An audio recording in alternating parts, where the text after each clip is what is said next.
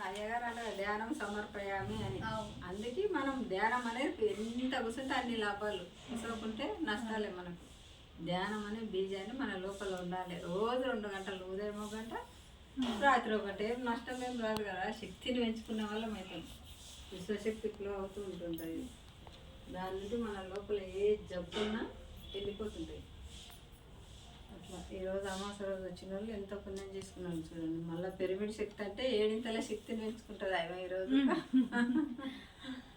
ఎప్పుడైతే తలని వస్తుందో కళ్ళు మూసుకోవాలి, కూర్చోవాలి. వెంటనే తక్కువ అవుతుంది. ట్యాబ్లెట్ కాడుకోకూడదు. అది అప్పటికే 2 రోజులు తగ్గుతుంది, మళ్ళీ వస్తుంది ట్యాబ్లెట్ వేసుకుంటే. అందుకే డాక్టర్నో మెడిసిన్ అంటారు గురువుగారు. దాన్ని గమనిస్తూ మనం ఇట్లా అందరం కలిసి కూర్చుంటే శక్తిని పెంచుకునే వాళ్ళం అవుతాం. అట్లా ఆత్మబంధువులం అందరం. గత జన్మ పుణ్యం ఉంటుంది కాబట్టి కలుసుకుంటాం మనం, లేకుంటే రాదు అది. అందుకే పిరమిడ్లో వచ్చి చేసుకోవాలి. కడతాలకు పోయేది ఉంది ఇప్పుడు 21 నుండి 31 వరకు. ఈ నెల 21 నుండి 31 వరకు దేశంలో ఎంత కడతాలకు అందరం పోతే మంచిగా ఉంటుంది. అందరు వస్తుంటారు. మేము ఊళ్ళో చెప్పొచ్చినాం. ఇప్పటికి 1000 మంది తయారైండ్రు. ఆడ అడుగు పెడితేనే మనకి ఎంత శక్తి పెంచుకునే వాళ్ళం అవుతాం. ఇదే పిరమిడ్ ఆడ ఉంది.